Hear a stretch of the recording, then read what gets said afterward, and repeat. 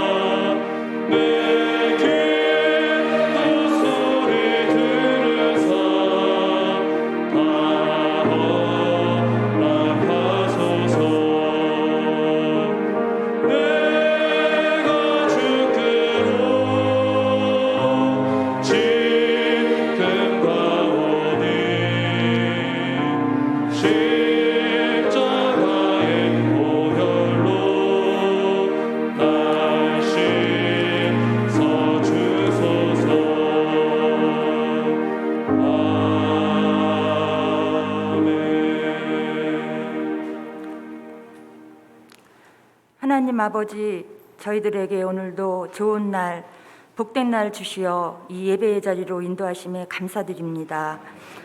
한 주간을 돌아보건대 허물과 죄뿐임을 고백합니다. 우리를 긍휼히 여기시어 십자가의 은총으로 용서하여 주시고 이 시간 정결한 마음 주시어 주님 받으시기에 합당한 진정한 예배를 드릴 수 있게 하옵소서. 코로나와 전쟁, 남과 북, 정치의 갈등, 경제의 어려움 속에서도 인도하시어 오늘 맥주감사 주일로 지키게 하심을 감사를 드립니다. 지금은 2022년 상반기를 마치고 후반기에 첫 저녁 예배를 드립니다. 후반기에도 주님의 은혜와 돌보심으로 믿음을 지키며 구별된 하나님의 자녀의 합당한 모습으로 살아가게 하옵소서. 하나님 아버지, 우리 성민교회를 위해 기도합니다. 이제 코로나로 미뤄왔던 모든 모임과 예배가 속히 회복되어서 하나님의 인도하심과 섭리 속에 만들어가는 교회 되게 하옵소서. 모든 성도들을 지켜주시고 진정한 예배와 기도, 순종의 삶으로 서로를 섬기며 사랑으로 하나 되는 성도들이 되게 하옵소서. 하나님, 교육부서 여름 수련회가 계획되어 있습니다. 좋은 날씨 주시고 아름다운 마음과 손길, 은혜 속에 수련회가 무사히 마칠 수 있게 하옵소서. 하나님, 수고한 손길들을 기억하시고 주님을 향한 사랑과 헌신이 주님 오시는 그날까지 지속될 수 있도록 육신의 강건함과 영혼의 만족함으로 채워 주시옵소서. 오늘도 단위에 세우신 목사님 영육간 강건함 주시며 기도 제목과 목회 계획을 모두 이루게 하시며 이 시간 말씀 전하실 적에 성령님 함께 하옵소서. 주시는 말씀에 우리는 소망과 더 큰 믿음으로 지키고 행할 수 있게 하옵소서.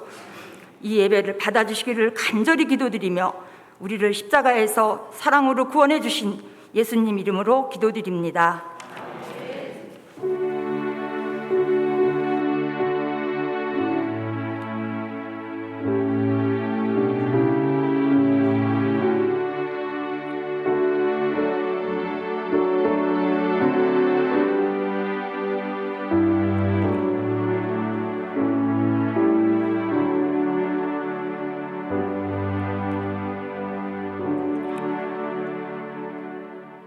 교회 소식은 주보를 참고해 주시고요. 여러분, 교회는 공동체입니다.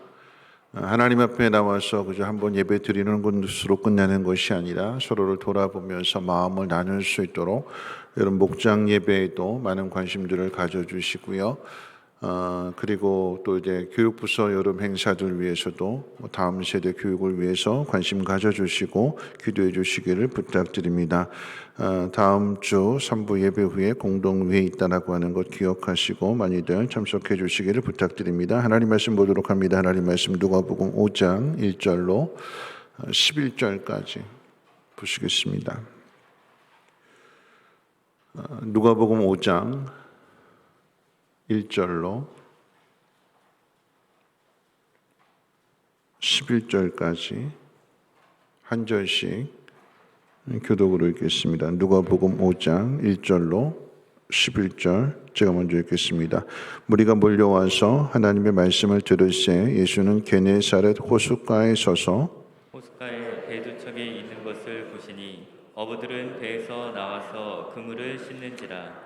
예수께서 한 배에 오르시니 그 배는 시몬의 배라. 육지에서 조금 떼기를 청하시고 앉으사 배에서 무리를 가르치시더니 말씀을 마치시고 시몬에게 이르시되 깊은 데로 가서 그물을 내려 고기를 잡으라.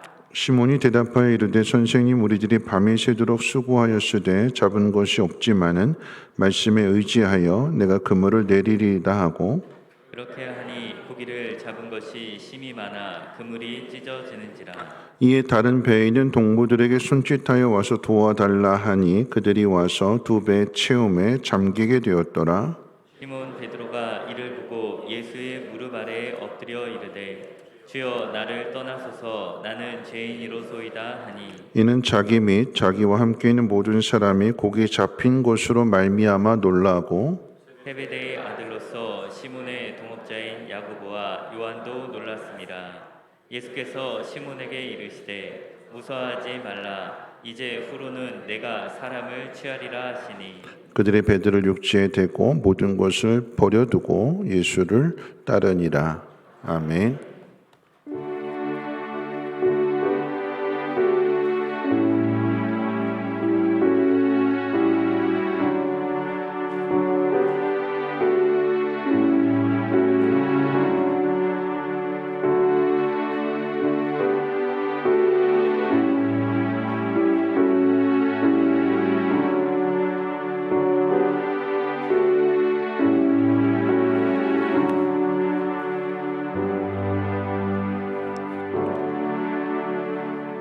기도하겠습니다. 하나님, 베풀어 주신 모든 것이 하나님의 은혜임을 기억하고 하나님의 것을 하나님 앞에 감사하는 마음으로 드릴 때에 하나님 기뻐 받아주시고 하나님의 것을 더욱 넘치게 부어주셔서 여호와의 일에 하나님이신 것을 깨달으며 그 하나님을 찬양하며 경배할 수 있는 우리 모두가 되게 하옵소서. 오늘 하나님 말씀을 듣습니다. 나에게 주시는 말씀으로 들려지게 하시고 내 영혼이 살아나 성령 가운데 순종함으로 인하여 하나님의 선한 일들을 이루며 하나님의 나라를 이루어갈 수 있는 우리 모두가 되게 하옵소서. 감사드리며 모든 말씀을 우리 구주 예수님의 이름으로 기도하옵나이다. 아멘. 우리 옆에 분하고 함께 인사 나누겠습니다. 이렇게 인사하겠습니다. 앞에 있는 현수막 내용대로 이렇게 인사하겠습니다. 당신은 복 있는 사람입니다. 시작은 미약할지라도 나중은 창대할 것입니다. 하고 좌우로 인사하겠습니다. 당신은 복 있는 사람입니다. 네, 시작은 미약하나 나중은 창대하게 될 것입니다. 네. 앞뒤로도 하셨어요? 네, 앞뒤로도 한번 하겠습니다. 인사하세요. 누가 내 뒤에 앉으셨는지 앞에 계시는지. 네. 당신은 복 있는 사람입니다. 네.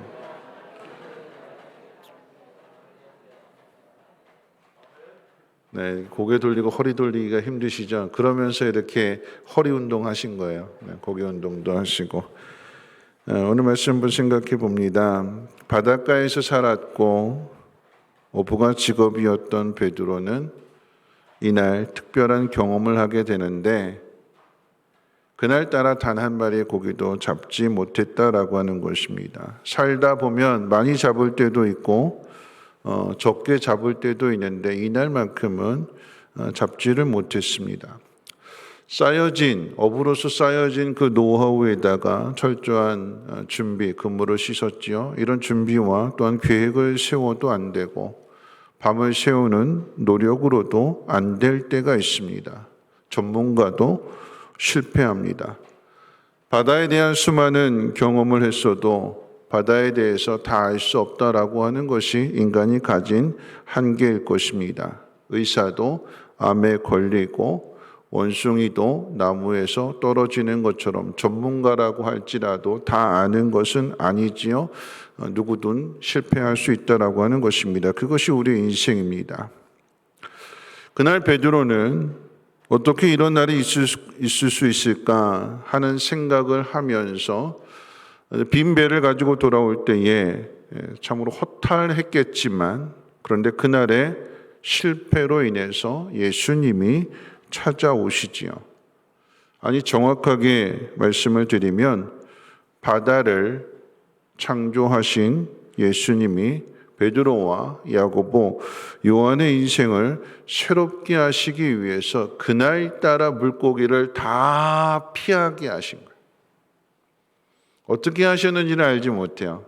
물고기의 눈을 밝게 하셔서 저기 그물이 있네, 야 피하자 하고 피하게 하셨는지 아니면 다른 곳에 먹이를 더 풍성하게 주셔서 그쪽으로 다 가게 하셨는지 알 수 없지만 예수님께서 베드로의 인생을 바꿔주시기 위해서 그날따라 물고기를 하나도 잡지 못하게 하는, 즉 어부로서 실패를 경험하게 하는 일들을 주님이 행하셨습니다. 베드로는 이것을 알 턱이 없었기에 실망하고 허탈해하고 가슴 아픈 모습으로, 또 이런 일들을 겪게 되면 더 피곤하잖아요. 더 힘들고 똑같이 일을 해도 물고기를 많이 잡으면 전혀 피곤하지 않은데 기쁜데, 그런데 똑같이 수고를 했음에도 불구하고 아무런 결과가 없다면 더 피곤하고 더 힘들 것입니다. 그런 베드로에게 주님이 찾아오셔서 그 배를 조금 물가에서 떼라고 하시고는 예수님을 따라온 사람들, 예수님을 찾아온 사람들을 향해서 설교를 하셨습니다. 베드로와 야고보와 요한의 마음은 조금이라도 빨리 돌아가서 쉬고 내일을 준비하고 싶었을 터인데 예수님의 이 부탁을 거절하지 못하고 꼼짝없이 예수님 옆에 앉아서 가르침을 듣게 됩니다. 몸은 피곤한데 예수님의 이 요청을 거절할 수 없었던 이유는 예수님과의 만남이 오늘 이 만남이 첫 만남이 아니다라고 하는 거죠. 처음 만난 사람이 아니라 처음 만났는데 이런 부탁을 하면 알지도 못하는 사람이 부탁하니까 거절할 수 있겠지만 처음 만난 사이가 아니었습니다. 어디서 만났을까요? 요한복음 1장에 보면 예수님의 형제인 안드레가 베드로를 예수님 앞으로 데리고 왔고 예수님은 그런 베드로를 보시고 시몬의 이름을 베드로라고 바꾸셨잖아요. 너는 장차 반석이 될 것이다. 말씀을 들었어요. 메시아라고 하는 소개도 받았습니다. 근데 그럼에도 불구하고 따르지 않는 거죠. 그리고 이제 지지난주에 살펴봤던 바로 앞에 있는 누가복음 4장의 내용을 통해서 확인하는 것은 베드로의 장모가 열병으로 앓고 있을 때 예수님께서 손을 얹어서 고쳐주셨다고 하기도 하고 말씀으로 꾸짖어서 병을 고쳐주셨다라고 하는 그런 내용이 누가복음 4장에 기록되어 있잖아요. 직접 예수님이 어떤 분이신가를 자신의 장모의 열병을 고쳐주시는 일들을 통해서 예수님을 경험했습니다. 그런데도 예수님을 따르지 않습니다. 베드로가 이 예수님의 요청을 거절하지 않았던 그런 모습들은 아울러서 이제 지지난주 말씀 가운데 예수님의 소문이 쫙 퍼져나갔다고 그랬어요. 소문이 퍼져나갔기 때문에 지금 예수님을 만나기 위해서 많은 사람들이 찾아온 거 아니겠습니까? 병을 고쳐달라고, 기적을 나타내달라고. 그러니까 베드로의 입장에서 본다면 안드레로부터 소개를 받았고 예수님의 말씀을 들었고 자신의 장모의 병도 고쳐주셨고 또 사람들이 예수님을 따르는 모습을 보게 되니까 그런 예수님의 요청을, 부탁을 거절할 수 없었을 것입니다. 그런데 설교를 마치신 예수님이 베드로에게 깊은 곳으로 가서 그물을 던지라고 말씀하시는데 베드로는 이때도 거절을 하지 못합니다. 앞서 배를 조금 빌려달라고 하시는 그 말씀보다도 깊은 데로 가서 그물을 던지라라고 하는 이 예수님의 이 요청은 더 힘든, 베드로로 하여금 더 힘든 일이에요. 베드로는. 왜냐하면 그물 다 씻어놨잖아요. 몸도 지쳐 있습니다. 밤새도록 일했기 때문에 힘든데 그런데 그런 베드로에게 깊은 데로 가서 그물을 던지라라고 하는 이 말씀은 쉽게 받아들일 수 없는 말씀입니다. 이미 실패하고 돌아왔는데 또 해보라라고 하는 거죠. 근데 그걸 누가 이야기하는가? 어부에게 나사렛 예수, 목수의 아들이 어부에게 바다에 가서 고기를 깊은 데로 가서 그물을 던지라 이 명령을 하기에 이거 받아들일 수 없는 거죠. 왜 못 받아들일까요? 어부로서의 자존심이 허락하지를 않습니다. 그래서 내가 바다에 대해서 더 많이 알고 있는데 내가 전문가인데 내가 어부인데 여러분 늘 항상 뭐가 문제가 되는 가 하면 이 자존심이 우리에게 문제가 되는 거예요. 하나님이 우리를 하나님의 사람으로 만들어 가실 때 새로운 인생을 살게끔 하실 때 항상 작업하시는 것 중에 하나가 뭐냐면 이 자존심을 깨트리는 거예요. 여러분 낮에도 잠깐 말씀을 드렸습니다만 바로 왕의 애굽 그 군대를 하나님께서 깨트리실 때 뭘 가지고 깨트리시는가? 나이 80이 된 양을 치던 목동, 그 목동 손에 들려져 있는 그 지팡이 하나 가지고 세상에서 가장 강력한 군대를 무너뜨리시는 거예요. 바다에 수장시켜 버리는 거예요. 여러분 이것은 바로 왕에게 있어서는 정말 자존심 상하는 일이에요. 강력한 군대에 맞서서 또 다른 강력한 군대가 나와서 그래서 졌다고 하면 덜 창피하겠지요. 그런데 전혀 생각지도 못했던 모세가 지팡이 하나 들고 아론하고 함께 나타나서는 10가지 재앙을 통해서 이스라엘 백성을 건져내는 일. 이건 바로 왕의 입장에서는 이건 자존심이 허락하지 않는 일입니다. 어떤 의미입니까? 왜 하나님께서 이렇게 하실까요? 이제 그만 항복하라라고 하는 얘기예요. 네가 아무리 자랑하는 많은 것들을 가지고 있다 할지라도 하나님과 싸워서 이길 수 없으니까 이제 그만 항복해라. 그래서 하나님께서 우리를 만들어 가실 때에 항상 우리의 자존심을 깨트리죠.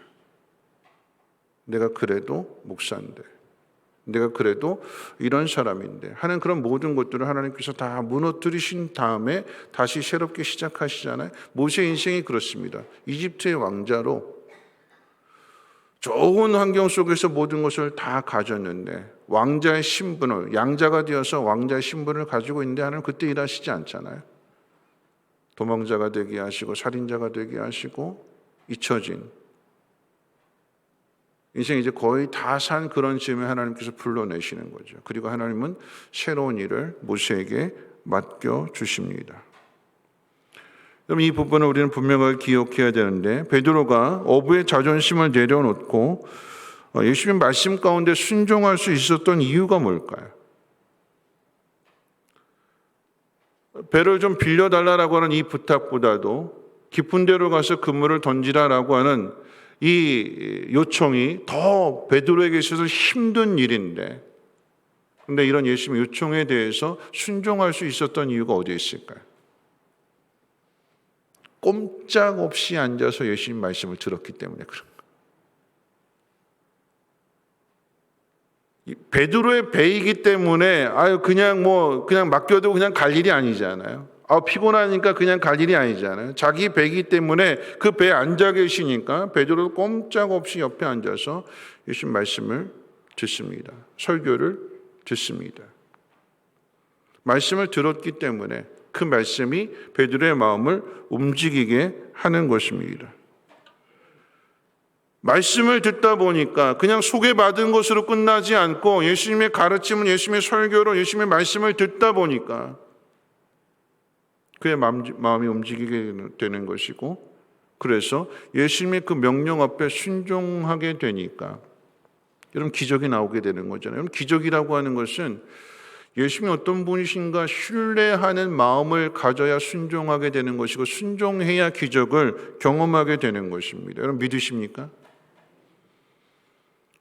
그냥 저절로 우연히 이루어지는 기적이 아니라 예수님이 어떤 분이신가를 알고 여러분 소문으로 들었다라고 하면 그 소문을 믿어야지. 예수님 만나면, 예수님 찾아가면, 예수님 앞에 부탁하면 예수님이 병을 고쳐주신다라고 하는 그 신뢰를 바탕으로 요청하는 거 아니겠습니까? 기도도 마찬가지잖아요.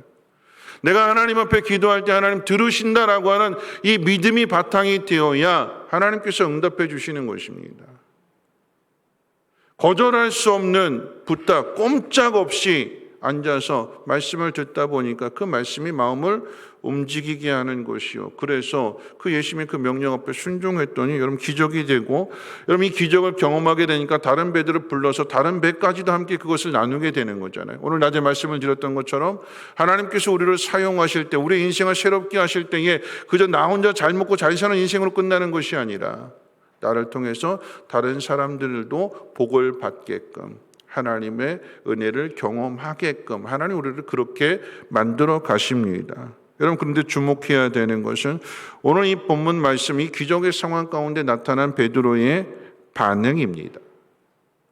베드로의 반응은 두 가지로 나타나게 되는데, 하나는 예수님의 그 무릎 아래 엎드려서 자신은 죄인이기 때문에 자신을 떠나달라라고 하는 고백을 한 것과, 그런 베드로에게 예수님께서 내가 후로는 사람을 낚는 어부가 될 것이다, 사람을 취하게 될 것이다 라고 하는 말씀을 주시자 모든 것을 버려두고 예수를 쫓았다라고 하는 반응입니다.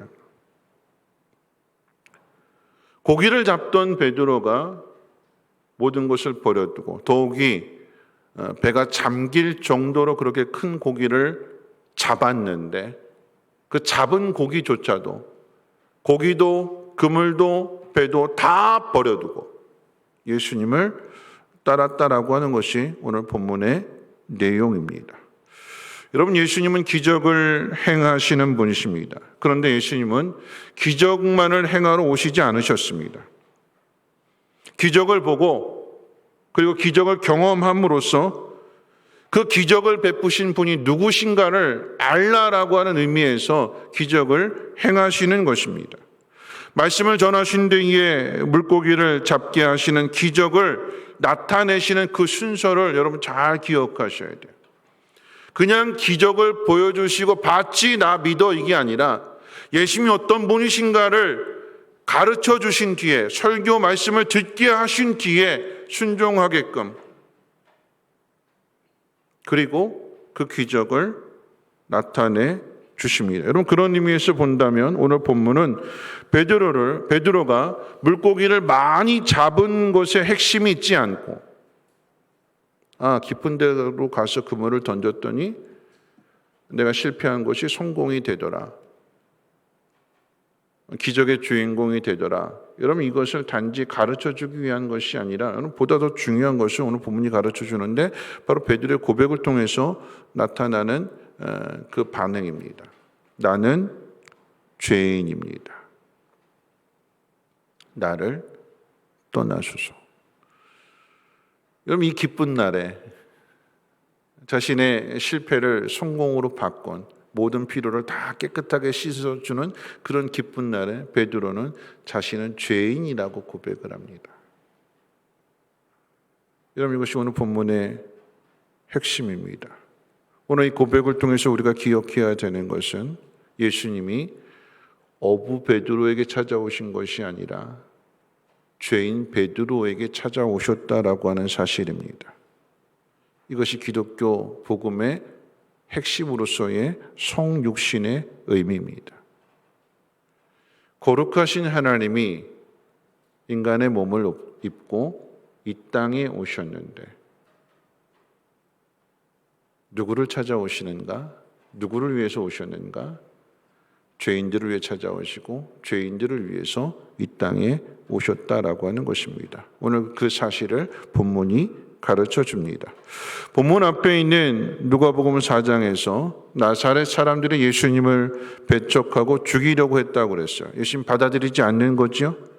여러분, 그런 의미에서 본다면 나사렛 사람들만 예수님을 배척한 것이 아니라 베드로도 앞에서 예수님을 배척했어요. 소개받았음에도 불구하고 받아들이지 않았고 장모의 열병을 고쳐주는 그 기적을 나타내 보여주셨음에도 불구하고 그 주님을 따르지 않았고 배척한 거죠. 받아들이지 않았어요. 거부했습니다. 난 이게 더 좋다. 난 이렇게 살련다. 그런 베드로에게 주님이 찾아오셔서 주님의 능력을 나타내 주실 때에 메시아로서의 그 능력을 나타내 주실 때에 비로소 그 기적을 경험하고 나서 베드로가 무릎을 꿇고 자신이 죄인인 것을 고백합니다. 그럼 이것이 예수님이 이 땅에 오신 우리를 구원하시는 예수님의 사역의 핵심입니다. 죄인을 부르러 오셨고 죄인을 구원하러 오셨습니다. 누가 죄인일까요? 저와 여러분들이요. 저와 여러분들이 죄인이기 때문에 저와 여러분들을 위해서 오셨고 저와 여러분들이 죄인이기 때문에 그 죄로부터 구원하시기 위해서 그래서 새로운 인생을 살게 하시기 위해서 주님이 이 땅에 오셨고 우리를 건져 주셨습니다. 죄인을 찾아오신 예수님, 베드로가 자신은 죄인이라고 고백할 때 이 베드로에게 찾아오셔서 호통부터 치지 않으셨어요. 내 이놈, 내 죄를 내가 알렸다. 내가 2번이나 너를 불렀는데 네가 거역했고 내 거역을 거역했기 때문에 이 나쁜 놈아 그러고 이렇게 호통을 치시고 벌을 내리지 않으셨어요. 배를 빌리셔서 말씀을 꼼짝없이 듣게 하시고 그리고 나서 그 마음을 열어주신 다음에, 그 마음을 녹여주신 다음에, 믿게 하신 다음에 순종을 요구하시고 순종함으로써 자신이 죄인인 것을 고백하게 하시는 거죠. 이건 무슨 이야기일까요? 주님이 이 땅에 오셔서 우리를 대하시는 모습, 오늘 본문에 나타난 이 베드로를 대하시는 모습이 그저 죄인으로, 버러지 같은 죄인으로 취급하시는 것이 아니라 베드로의 인격을 존중하시고 베드로를 대접해 주신다라고 하는 사실을 확인할 수 있습니다. 세상과 정반대의 모습이죠. 그래서 예수님이 이 땅에 오신 목적에 대해서 이야기할 때 인자가 온 것은 섬김을 받으러 온 것이 아니라 섬기려 하고 많은 사람들을 위한 자신의 생명을 대속물로 주시기 위해서 오셨다고 그랬어요. 어느 정도로 죄인들을 대접해 주시는가, 존중해 주시는가, 자신의 생명을 주어도 아깝지 않은. 이게 복음입니다.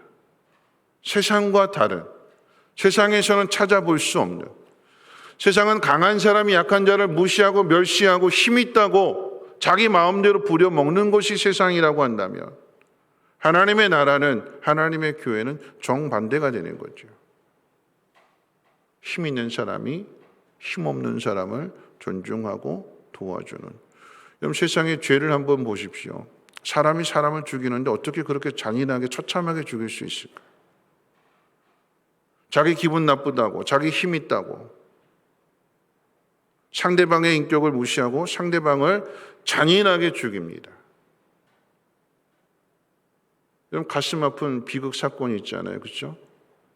일가족이 바다에 빠져서 죽게 된. 내가 낳았다고 내 자식일까요? 내가 낳았다고 그 어린 생명을 내가 함부로 그 생명을 빼앗을 수 있겠습니까? 같이 죽자 이렇게 할 수 있어요? 하나님께서 그 귀한 생명을 주셨는데 내 속으로 낳았다고, 내 힘으로 너를 키울 수 없다고, 아무것도 알지 못하는 그 아이를 물속에 빠뜨려서 어떻게 이런 일을 할 수 있을까? 대접해 주지 않는 거예요. 근데 예수님은 대접해 주십니다. 오늘 하나님의 특별한 부르심을 받아서 어려운 곳으로 선교지로 가시는 분들이 있지요. 그 가운데 돌아가신 박누가 의사, 그리고 고 이태석 신부.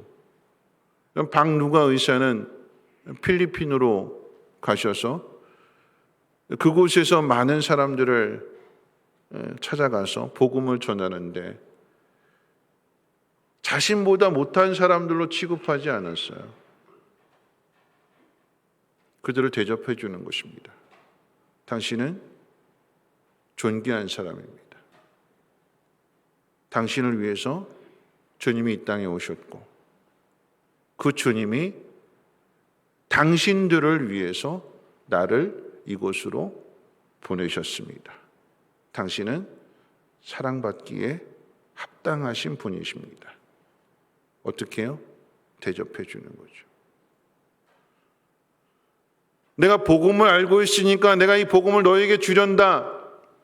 내가 빵을 많이 가지고 왔으니까 내가 너희들에게 이 빵을 주련다. 줄 서라. 이런 모습이 아니고 한 영혼 한 영혼을 주님의 마음으로, 죄인인 베드로에게 찾아오셨던 그 주님의 마음으로 하나씩 하나씩 가르쳐주고 하나씩 하나씩 대접해 주는 것이고, 고이태석 신부는 수단으로 가서 그 아프리카 수단에서 그곳에서 한 영혼 한 영혼에게 주님의 사랑을 전해주는 거지요. 여러분, 이와 같은 삶을 살았던 테레사 수녀를 여러분 아실 것입니다. 12살 때 하나님 앞에 자신을 드리기로 마음을 먹었고, 그리고 이제 18살 때에 하나님의 소명을 실천하기 위해서 가족을 버리고 인도로 향하게 됩니다. 그럼 이 테레사 수녀는 가서 정말 가난한 사람들, 헐벗고 굶주린 사람들, 병든 사람들, 고아들, 이런 사람들을 위해서 자신의 삶을 희생하게 되는데, 테레사 수녀가 인도로 향하게 된 것은 여러분 구제하기 위해서 간 게 아닙니다. 가난한 사람들을 구제하려고 간 것이 아니라 가난한 사람들을 대접하려고 갔습니다. 당신은 하나님의 사랑받는 존재입니다. 당신은 이렇게 살아서는 안 되는 존재입니다. 하나님은 당신에게 향한 하나님의 계획이 있습니다. 하나님은 당신의 인생을 바꿔주실 것입니다. 그래서 우리를 이곳으로 당신의 종으로 보내셨습니다. 어떻게 해요? 대접하는 거예요. 우리가 복음을 가지고 있기 때문에, 우리가 사랑을 가지고 있기 때문에 내가 사랑을 나눠주니까 나를 드러내고 나를 나타내는 것이 아니라 나는 죽어지고 나는 없어지고 하나님이 사랑하시는 그 사람들을 존중하고 사랑하고 섬기는 것. 여러분, 그것이 그리스도인의 모습이어야 된다라고 하는 것은 오늘 베드로의 사건을 통해서 우리에게 가르쳐 주시는 것입니다.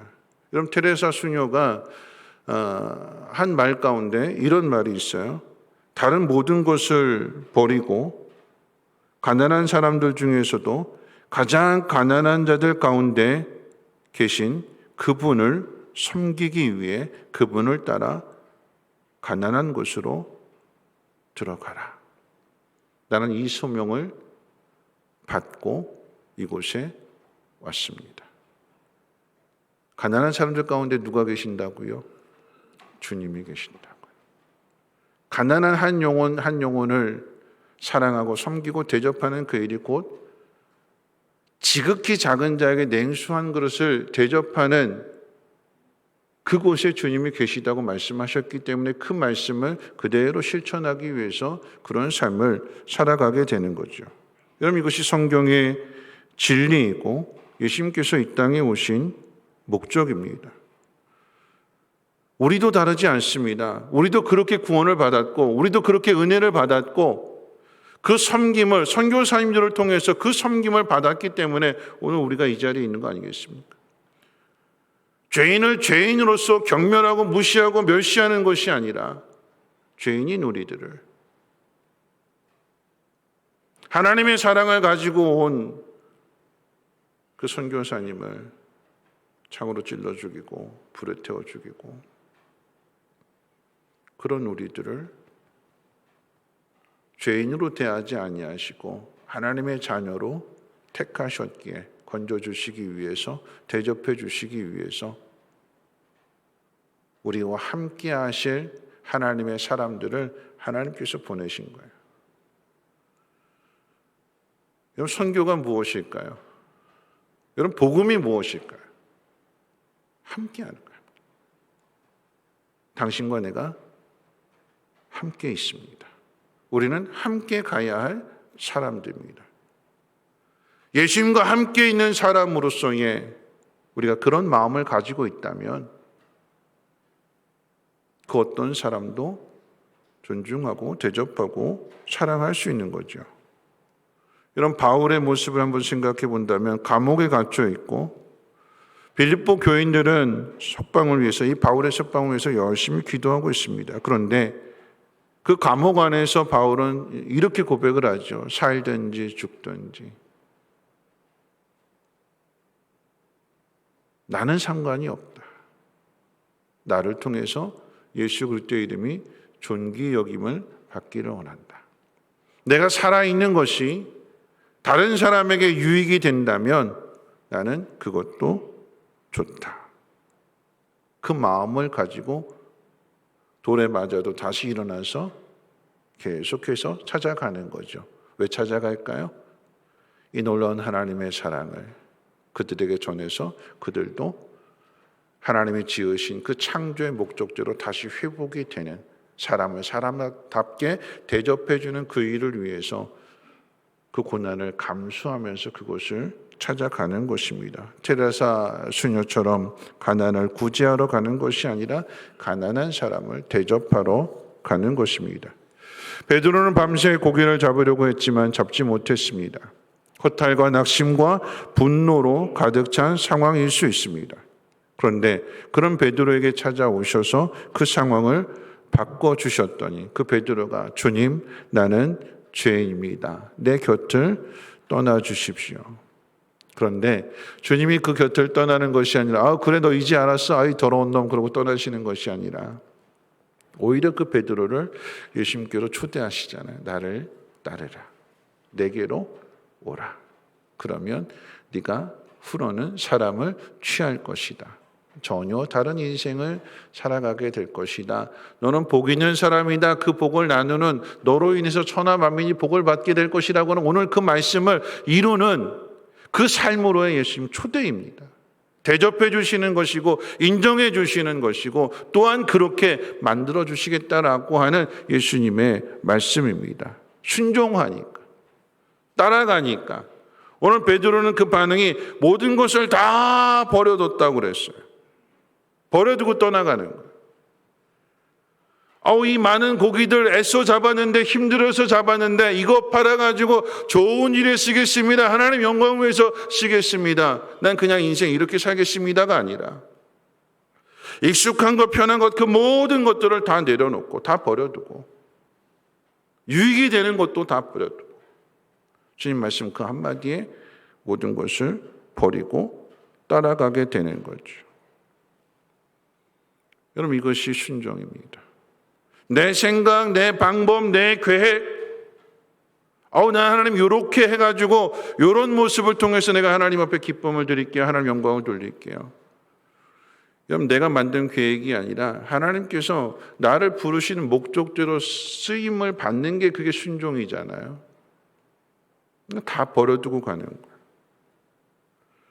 여러분 우리를 부르시는 주님의 목적은 그저 우리에게 주어진 이 현실을 개선해서 그냥 조금 더 편하게 행복하게 살아가는 데 있지 않고 주님의 마음은 주님의 사랑을 깨달아서 주님과 같은 삶을 살아가시는 어떤 삶일까요?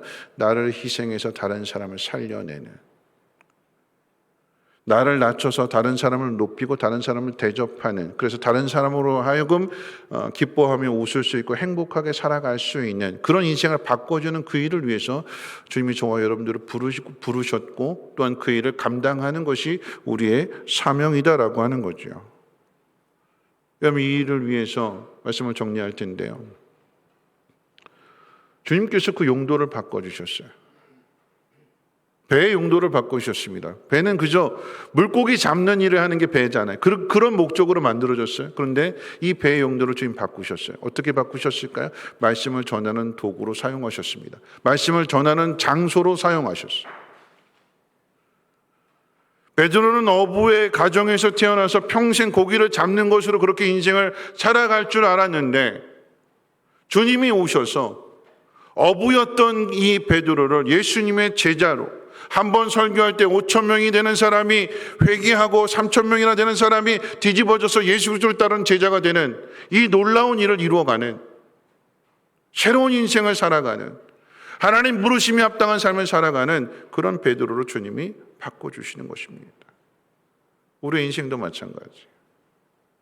난 이렇게 살아야지 내가 계획을 세웠지만 어느 날 하나님께서 우리에게 찾아오셔서 내 계획은 이것이다. 바꿔주세요. 왜 이만큼 잘 했는데 왜 이걸 다 무너뜨리시고 다 버리고 새로운 길을 가게 하실까요? 이거 잘하고 있는데 여기에서 내가 뭔가를 하려고 하면 자꾸 내가 나오거든요. 내가 이만큼 했는데 내가 여기에 전문가인데 그러니까 이걸 바꿔주시는 거예요. 새롭게 전혀 다른 왜 이렇게 하실까요? 그래야 주님을 신뢰할 수 있고 그래야 주님 앞에 겸손히 낮아질 수 있고 주님을 따라갈 수 있기 때문에 주님이 전혀 바꿔요. 고기 잡는 일과 뭐 비슷한 점도 있겠지만 사람을 낚는, 사람을 취하는, 복음을 전하는 여러분 이런 전혀 다른 일이잖아요. 근데 주님 그 일을 행하시고 이 과정 속에서 도망가는 경우도 있고 배반하는 계속해서 죄가 나타나게 되지만 근데 그런 베드로를 다듬어 가시고 그런 베드로에게 성령을 보내주셔서 그 베드로를 바꾸시는 것입니다. 오늘 주님이 저와 여러분들에게도 그런 일들을 행하실 줄을 여러분 믿으시기를 주님의 이름으로 부탁을 드립니다. 어떻게 해야 될까요? 어떻게 살아가야 될까요? 여러분, 예수님이 베드로에게 찾아온 것, 어부에게 찾아온 것이 아니라 죄인에게 찾아오셨는데 그 죄인을 죄인으로 취급하지 않으시고 그 죄인을 대접해 주시잖아요. 정성껏. 그물 다 정리해 뒀는데 그런데 가서 그물을 던져라 그랬더니 베드로가 순종하잖아요. 여러분, 이것을 우리 삶에 적용하면서 마칠 텐데요. 여러분, 식당 하루 다 끝내놓고 이제 마무리하고 다 설거지 해놓고 이제 문 닫으려고 하는데 배고픈 사람이 찾아와서 밥 돼요? 식사 돼요? 하고 물은다면 여러분, 그 사람에게 밥을 차려줘야 될까요? 말아야 될까요? 차려줘야 돼요? 말아야 돼요? 차려줘야죠. 늘 엄마들의 자식에 대한 불만이 뭘까요? 밥 차려놨을 때 안 먹고 다 치우려고 하는데 엄마 밥 줘 이러는 거잖아요. 그럼 차려줘야 돼요? 차려주지 말아야 돼요? 차려줘야죠. 똑같습니다. 누군가가 찾아와서 배고픈 사람이 오죽했으면 그 늦은 시간에 문 닫는 시간에 와서 밥을 찾을까요? 그럼 어떻게 해야 될까요? 다 정리하는 거 다시 꺼내서 밥을 차려줄 수 있는. 자려고 샤워 다 하고 이제 잠자리에 누웠는데 부르면, 교회에서 부르면 가야 될까요? 말아야 될까요? 주님 부르시면 가야 될까요? 말아야 될까요? 가야죠. 주님 부르시면, 주님 우리에게 마음을 주시면 가야지요. 여러분, 어떤 용도로 사용하느냐? 여러분의 가게가 혹시라도 주님이 그 가게 하루 문을 닫고 목장 모임을 위해서, 공동체 모임을 위해서 그 하루 가게를 쓰자라고 하신다면 기꺼이 순종할 수 있는, 주님이 우리를 부르실 때 내가 가지고 있는 생각, 내가 가지고 있는 계획이 많지만 주님이 우리를 부르실 때 예, 가겠습니다 하고 따라가서 그곳에 가서 주님의 마음으로 함께 그들을 대접해주고 존중하고 사랑하는 삶이 주님이 우리를 부르신 목적이요, 그런 삶을 살기 위해서 부지런히 훈련을 받고 연단을 받아야 되는 것입니다. 우리 시간에 함께 찬양하시면서 기도하실 텐데요. 새 길을 만드시는 분, 큰 길을 만드시는 주, 이런 찬양인데요. 하나님께서 우리의 인생을 새롭게 하시고 새롭게 하실 뿐만 아니라 우리를 통해서 큰 일을 행하시는 하나님이십니다. 베드로의 인생을 그렇게 하셨던 것처럼 우리의 인생도 그렇게 하실 것이고, 그저 평범하게 고기 잡는 것으로 인생을 끝내지 않으시고 부르셔서 예수님 말씀을 듣게 하시고 부활의 주님을 경험한 뒤에 죽음도 두려워하지 않고 자신의 생명을 내어서 많은 사람들을 하나님 앞으로 인도하는 이 놀라운 일을 행하시는 분이 하나님이시며 우리를 그렇게 만들어 가실 것입니다. 우리를 통해서 천하 만민이 복을 받을 수 있도록 새 일을 행하시는 하나님을 함께 찬양합니다. 큰 길을 만드시는 주, 주여 긴 은혜하시네 나 경배해 나 경배해 주여 긴 역사하시네 나 경배해 나 경배해 주여 긴 주여 긴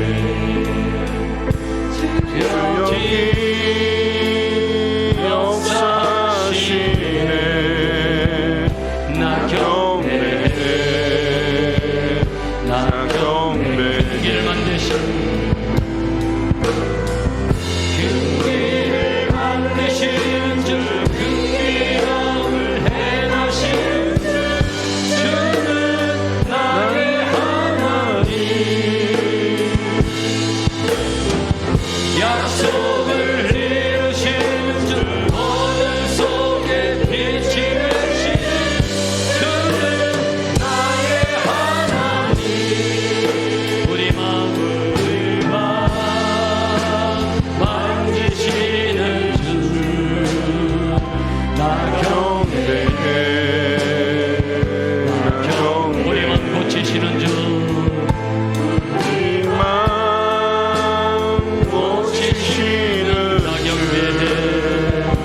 나 경배해 큰 길 만드시는 주님 큰 길을 만드시는 주 큰 길 속을 행하시는 주 주는 나의 하나님 약속을 이루시는 주 어둠 속에 빛이 되시는 주는 나의 하나님 나의 하나님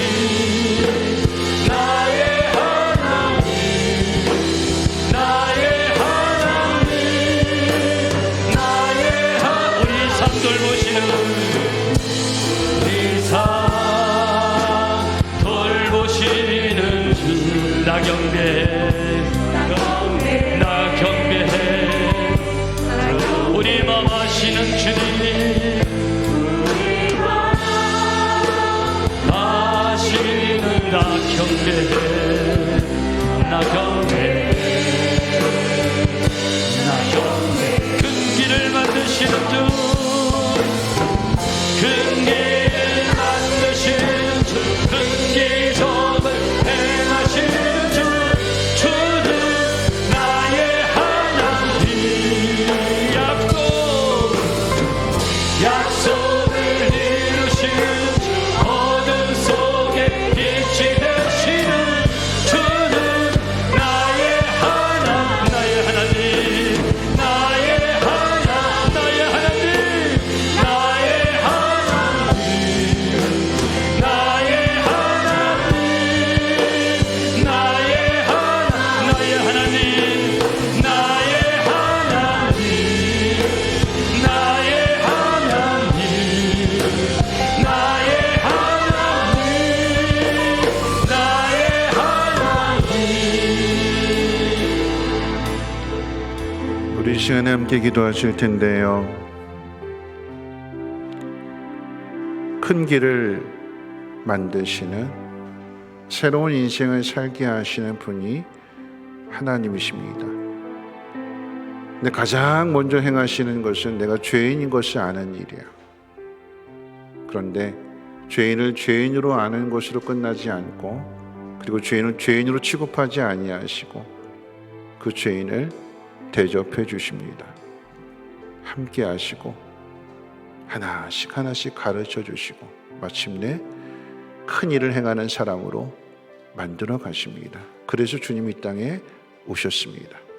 그 주님이 우리를 만들어 가실 것입니다.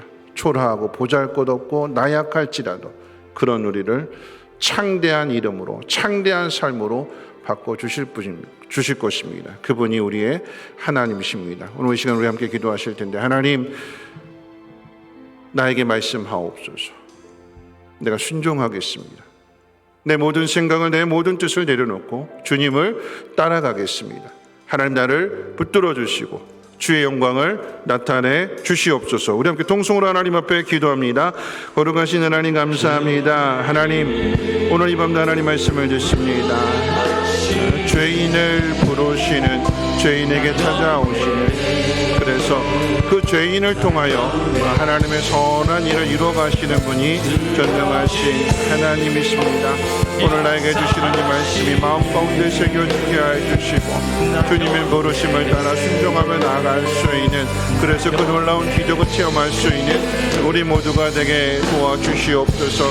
하나님 아버지 하나님 우리의 실패가 실패로 끝나지 아니하게 하시고 이 실패를 통하여 창조주이시며 구원주이신 주님을 만날 수 있는 은혜를 놓아 주시고 만나는 것으로 끝나는 것이 아니라 주님의 말씀을 듣고 순종함으로 인하여서 하나님 많은 사람들이 복을 받을 수 있도록 그들을 하나님 앞으로 인도할 수 있도록 하나님 축복의 통로가 되어지게 도와주시옵소서. 지난 6개월들의 삶이 하나님 힘들고 고달프고 어려울지라도 하나님 그 가운데 함께 하시며 우리의 인생을 새롭게 하실 하나님을 찬양하며 경배하오니 주여 우리 후반전에 하나님의 모습들이 하나님 새로운 모습이 되게 하시고 새 역사를 이뤄갈 수 있는 우리 성민교회와 우리의 모든 권속들 되어주시도록 은혜 베풀어 주시옵소서. 하나님의 살아계심과 하나님의 높고 위대하심을 세상 가운데 나타날 수 있는 믿음의 통로들 되어지게 도와주시옵소서. 우리를 부르셨을 때에 취소하지 아니하시고 후회하지 아니하시고 약속하신 것을 반드시 이루어 가시는 주님이신 것을 깨달아 알게 해 주시옵소서. 신뢰합니다. 오늘도 말씀하여 주옵소서. 그 말씀에 의지하여 주님의 뜻을 따르게 도와주시고 주님의 영광 나타내 주시옵소서. 하나님의 하나님 되심을 깨달을 수 있도록 은혜 베풀어 주시옵소서. 감사드립니다. 예수님의 이름으로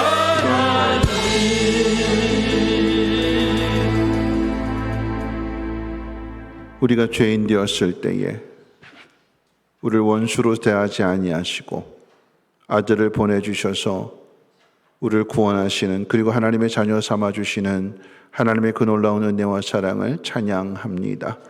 죄인을 죄인으로 두지 아니하시고 찾아오셔서 하나님의 사람으로 하나님의 자녀로 대접해 주시고 또한 그 인생을 새롭게 하시는 그 놀라우신 주님의 은혜를 찬양합니다. 하나님 우리를 새롭게 해 주옵소서. 큰 길을 만들어 주시옵소서. 그 길로 인도함을 받을 뿐만 아니라 다른 많은 사람들을 주께로 인도할 수 있는 축복의 통로들 되게 하옵소서. 낙심하지 않게 하시고 새 길을 만들어 주시는 그 주님의 말씀에 귀를 기울이며 오늘도 순종하고 내일도 순종할 수 있는 우리 모두가 되게 하옵소서. 예수님의 이름으로 기도하옵나이다. 아멘. 주기도문합니다. 하늘에 계신 우리 아버지여, 이름이 거룩 기억임을 받으시오며 나라가 임하옵시며 뜻이 하늘에서 이루어진 것 같이 땅에서도 이루어지이다. 오늘날 우리에게 일용할 양식을 주옵시고 우리가 우리에게 죄 지은 자를 사하여 준 것 같이 우리 죄를 사하여 주옵시고 우리를 시험에 들게 하지 마옵시고 다만 악에서 구하옵소서. 대개 나라와 권세와 영광이 아버지께 영원히 있사옵나이다. 아멘.